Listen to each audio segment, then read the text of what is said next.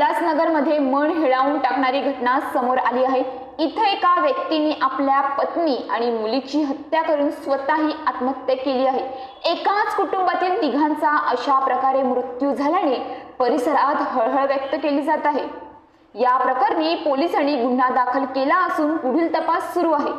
51 वर्षीय पवन पाहुजा, 48 वर्षीय पत्नी नेहा पाहुजा आणि मुलगी 16 वर्षीय रोशनी पाहुजा अशी मृतांची नावे आहेत। उल्हासनगरमधील बेवाद चौक परिसरातील हर्षा कॉटेज बिल्डिंग मध्ये गुरुवारी सकाळी ही घटना घडली। सकाळी मृत पवनचा भाऊ त्याच्या घरी गेला। त्याने दाराची कडी वाजवली, मात्र आतून कुणीच प्रतिसाद दिला नाही। संशय आल्यानंतर त्यांनी दरवाजा तोडून आतमध्ये प्रवेश केला असता घरात तिघांचेही मृतदेह आढळले। पोलिसांनी दिलेल्या माहितीनुसार पवन आहुजा हे उल्हासनगरमधील सोनार गल्ली परिसरात दागिन्यांच्या दुकानात काम करत होते। त्यांनी आधी आपली पत्नी आणि मुलीचा गळा दाबून हत्या केली, त्यानंतर स्वतःही गळफास लावून घेतला। विशेष म्हणजे त्याच्या मुलीने नुकतेच 10वीची परीक्षा उत्तीर्ण केली होती।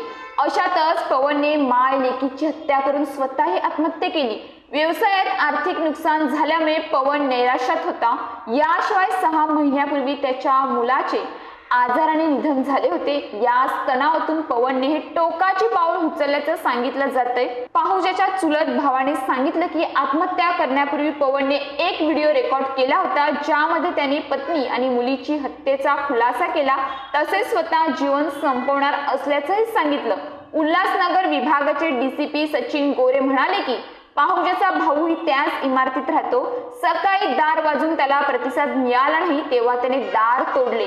पाहुजाने त्याच्या मृत्यूसाठी कुणालाही जबाबदार धरले नाही। या घटनेमागील कारण आर्थिक संकट असल्याचे सांगितले जात आहे।